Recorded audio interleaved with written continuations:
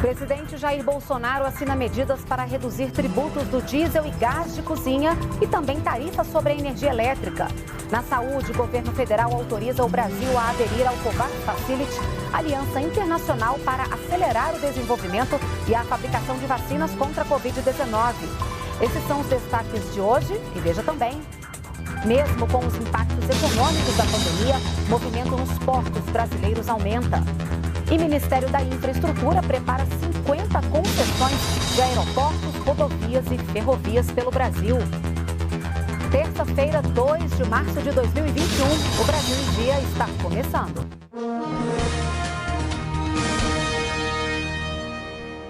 A Companhia Energética de Minas Gerais está intensificando a fiscalização de imóveis em situação irregular em relação à titularidade no contrato de prestação de serviços. Isso ocorre em propriedades de locação quando um novo locatário não atualiza a empresa sobre a mudança. O objetivo da empresa é prevenir a inadimplência e evitar prejuízos. A CEMIG alerta sobre a importância de regularizar o contrato junto à concessionária para evitar suspensão dos serviços prestados pela companhia. Todo cliente ele tem seus direitos, mas também tem seus deveres. Um dos deveres do cliente é manter o cadastro atualizado junto à concessionária. E isso é um problema que nós nos deparamos constantemente, é a falta de contrato da unidade consumidora com a concessionária. Então, o correto, quando o cliente alugar o imóvel, ele verifique junto à concessionária a situação. Se ele tiver uma conta de energia, fica mais fácil, né? Verificar no nome de quem está.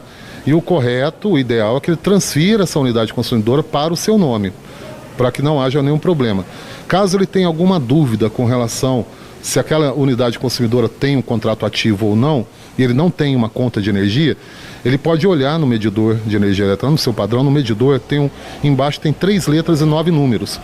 Com esses 3 letras e 9 números, ele consegue, através dos nossos canais de atendimento, identificar essa unidade consumidora, essa instalação, e verificar a situação dela, se está coerente ou não com a empresa. Então, se ela não tem um contrato, não vai ser gerado a fatura de energia elétrica.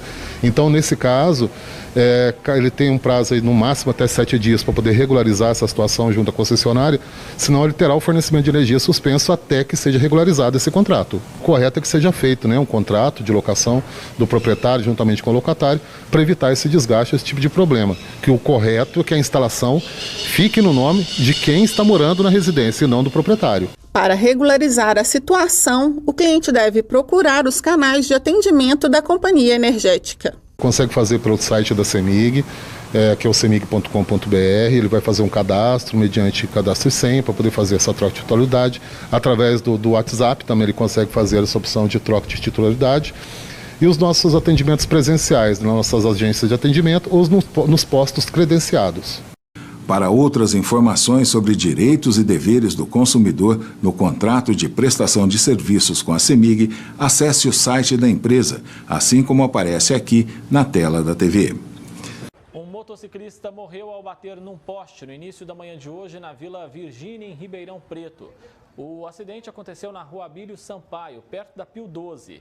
Equipes do socorro foram acionadas, mas a vítima não resistiu e morreu na hora. O acidente será investigado. O Senado deve votar ainda esta semana a volta do auxílio emergencial e também os detalhes da PEC que foi apresentada pelo governo federal como contrapartida para essa possível volta. Vamos a Brasília falar com a Renata Varandas. Bom dia, Renata. Existe a possibilidade dos senadores não aprovarem uma parte dessa PEC? Explica para a gente qual é o impasse.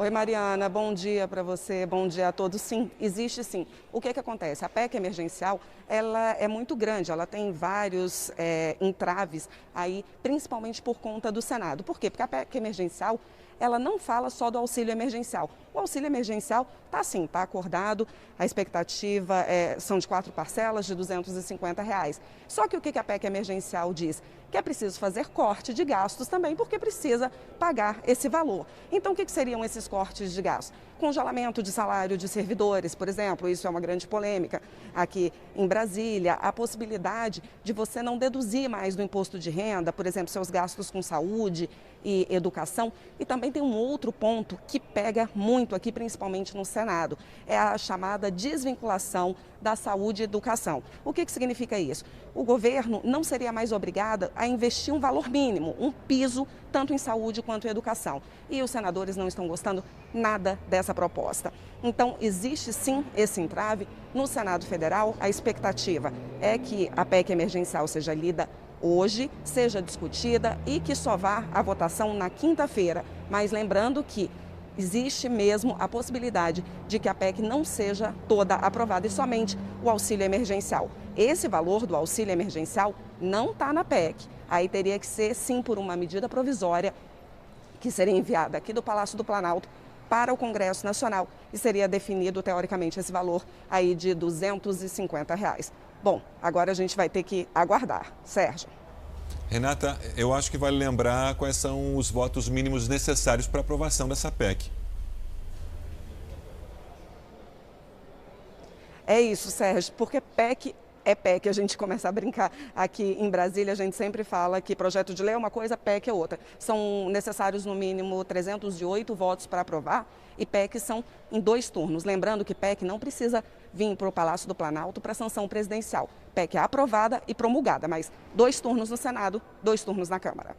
As internações por Covid-19 dispararam entre os jovens na última semana em São Paulo. Em algumas regiões, 90% dos leitos de UTI estão ocupados. O estado pode até adotar medidas de restrição mais duras. Até o próximo dia 14, somente os serviços essenciais podem funcionar entre as 11 da noite e as 5 da manhã em todo o estado de São Paulo. Mas no primeiro final de semana, com as novas regras, o que se viu foi muita aglomeração e desrespeito.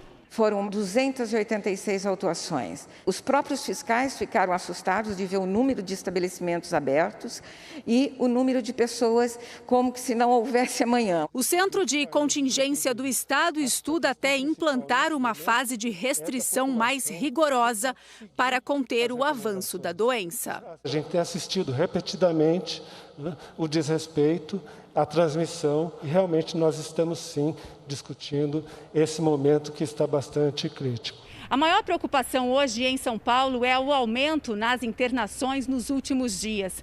O estado vem batendo recordes com pacientes com quadros mais graves da doença, principalmente entre pessoas de 30 a 50 anos. Hoje, a taxa de ocupação das UTIs na Grande São Paulo passou dos 74%. São 7.163 pacientes em terapia intensiva, o maior número desde o início da pandemia.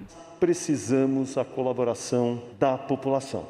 Não adianta abrir mais leitos. Nós estamos abrindo, estamos expandindo para dar, à medida do possível, assistência. São 100 novas internações por dia. Hoje também o governo assinou um decreto que classifica as igrejas como atividades essenciais. Igrejas de qualquer natureza, sejam católicas, evangélicas, anglicanas, ortodoxas, todas elas têm uma função essencial.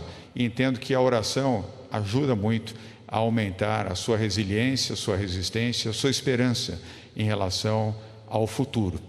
O relator da PEC emergencial vai apresentar uma nova versão do texto nesta terça-feira no Senado. A proposta pode abrir caminho para a retomada do auxílio emergencial. Dia parado no Congresso. Nos bastidores, a expectativa é que a PEC emergencial, que pode destravar a nova rodada do auxílio para a população, avance nos próximos dias. A discussão da proposta vai começar pelo Senado. Já está prevista para esta terça a leitura do parecer do relator, o senador Márcio Bittar. Uma nova versão do texto será apresentada antes da sessão aos parlamentares. O relator deve excluir da proposta o trecho que prevê a retirada dos valores mínimos no orçamento que devem ser gastos com as áreas de saúde e educação por estados, municípios e União. Depois de passar em 2 votações no Senado, a PEC emergencial também terá que ser aprovada em 2 comissões na Câmara dos Deputados antes de ser enviada ao plenário.